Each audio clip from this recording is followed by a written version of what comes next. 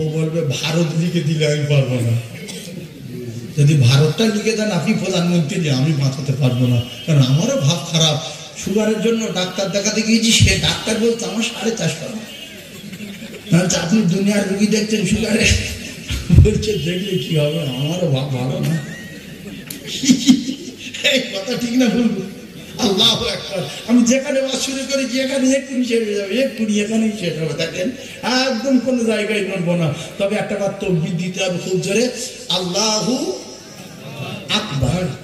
আকবার বলবেন না। আমি এই কথাগুলো মানুষের শিখিয়ে দেওয়ার জন্য বলি। অনেক মুয়াজ্জিন আমার উপরে রেগে যায় যে সাইফুল্লাহ সাহেব ব্যঙ্গ করে। আল্লাহর কসম যদি ব্যঙ্গ করতাম, আমি ব্যঙ্গ করিনি, এজন্য বলছি এই আকবার না বলে যদি মুয়াজ্জিন গুলো আকবার বলে তাহলে আজানটা সহি শুদ্ধ হয়। আল্লাহু আকবার, আল্লাহু আকবার, আকবার বলছে আকবার। আচ্ছা আকবার তো গ্রামের লোকের নাম, সে আজানে আসবে কেন? এইটা বুঝিনি যে আকবার বলছি কেন। আল্লাহু আকবার, আল্লাহু আকবার, আল্লাহু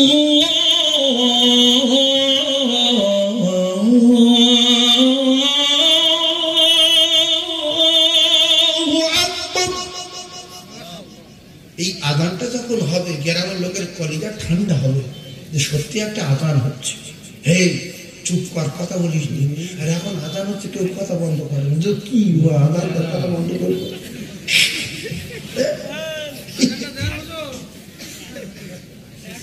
আল্লাহু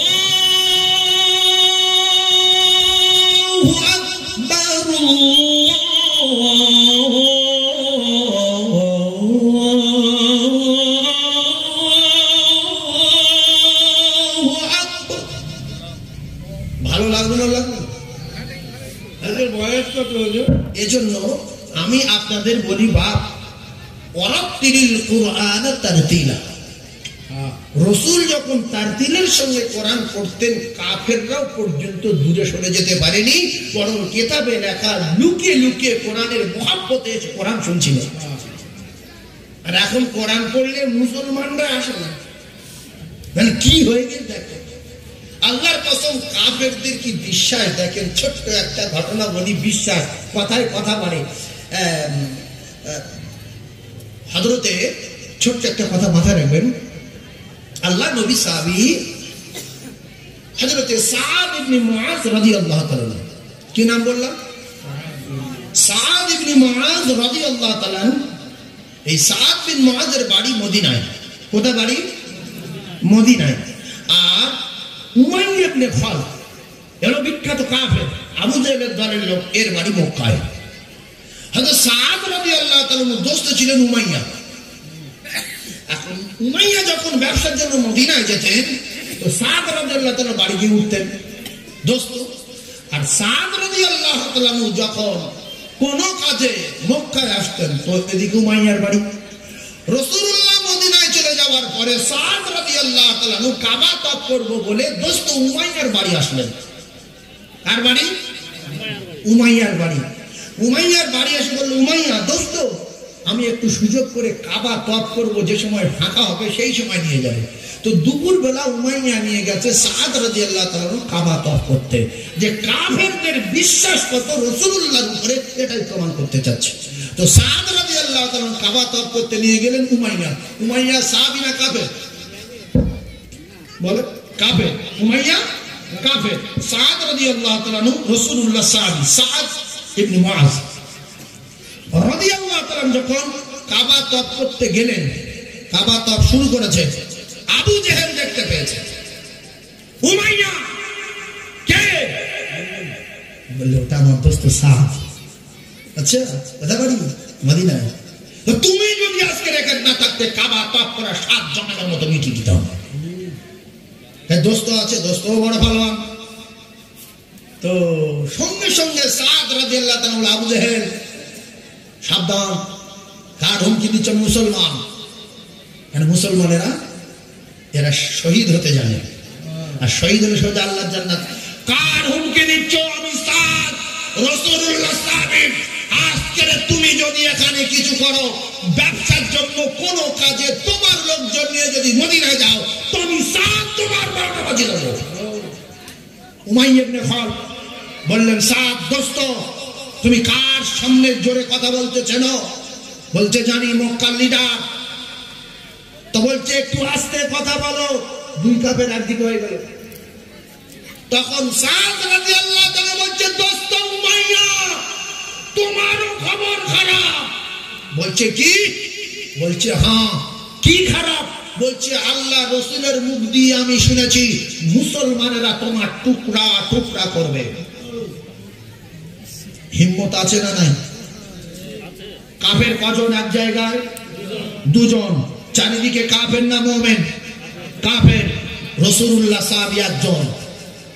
তো রাসূলুল্লাহ সাহাবী যখন ওই কথা বললেন, উমাইয়া একটা কথা বললেন, বুখারী শরীফের ভিতরে এসেছে, একটা কথা বললেন যে কোন জায়গায় মারবে, বিশ্বাস হয়ে গেছে আমি মরবো, গ্যারান্টি গ্যারান্টি গ্যারান্টি। কোন জায়গায়? বলছে, জানি না। দৌড়ে চলে গেছে বিবির কাছে, বলছে, বিবি, আমার দোস্ত সাদ বলছে মুহাম্মদ নাকি বলেছে মুসলমানেরা আমার টুকরা টুকরা করবে।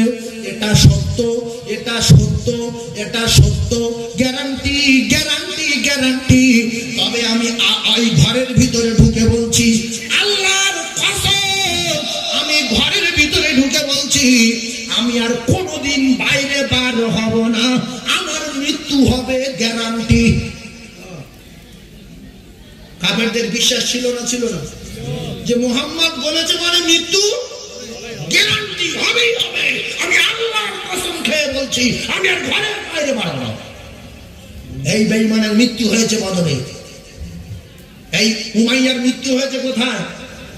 বদরের যুদ্ধে উমাইয়ার মৃত্যু হয়েছে। একটু বোঝার চেষ্টা করবেন আমার কথাগুলো, একের পর এক তথ্য দেব। রাসূলুল্লাহ বদরের ময়দানে যায়নি, রাসূলের কোন সাহাবী বদরের উদ্দেশ্যে যায়নি।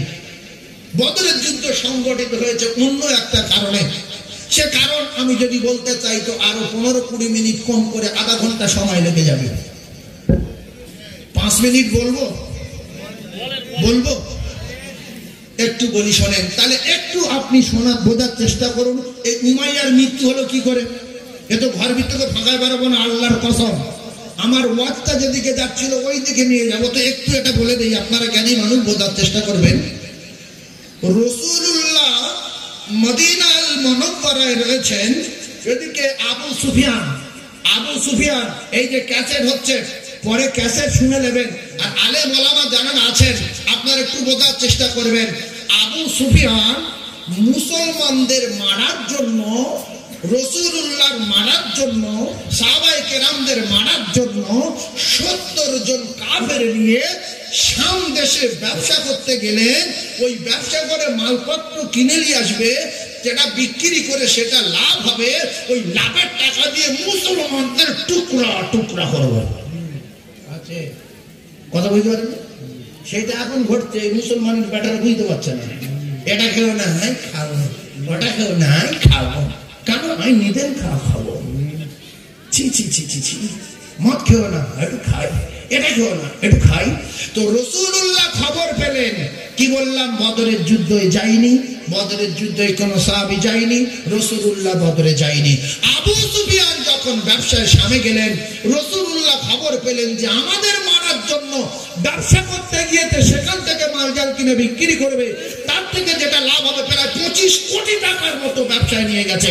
সেই টাকা রাসূলুল্লাহ বললেন আমাদের মারবে, আমাদের মদিনার উপর থেকে শাম দেশে যাবে, ফের মদিনার উপর দিয়ে আসবে, চলো আমরা ওদের আটকাবো। 304 জন সাহাবা নিয়ে আবু সুফিয়ানের লোকজনকে আটকানোর জন্য রাসূলুল্লাহ মদিনা থেকে বার হলেন। ভালো করে বোঝার চেষ্টা করুন। এইবারে আবু সুফিয়ান ফেরার পথে যেন কি একটা আনাগোনা হচ্ছে, যে কি ব্যাপার, কি হচ্ছে যদি বুঝতে পারছি না, আমাদের সংবাদ কি মুহাম্মদ পেয়ে গেল না কি হলো, এই করতে করতে ঘুরতে ঘুরতে টেনশন করতে করতে বুদ্ধিমান ছিল, রাস্তায় দেখলো উটের পায়খানা।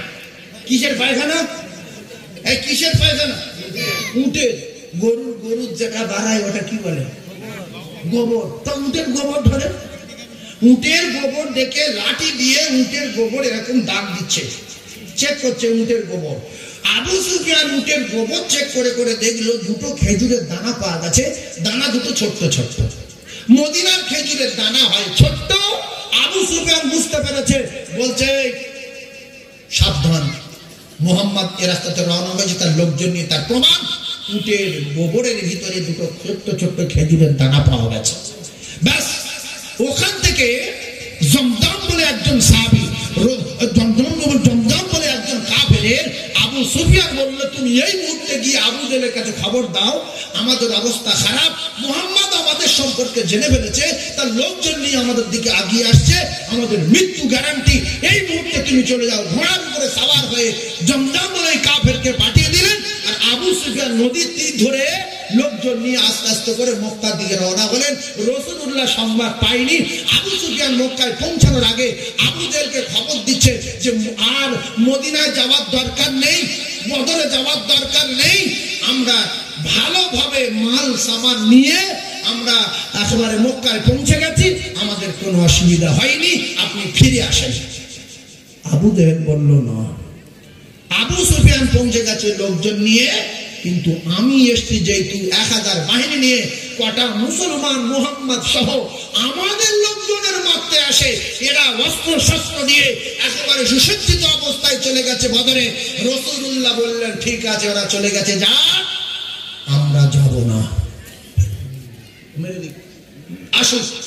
রাসূলুল্লাহ রাতের বেলা আল্লাহ দরবারে হাত তুলে কাঁদছে, আল্লাহ আপনি যদি আমাদের সাহায্য না করেন, মদদ না করেন, এই মুসলমান কটা যদি মরে যায় তাহলে দিন প্রচার করার মতো আর কেউ থাকবে না।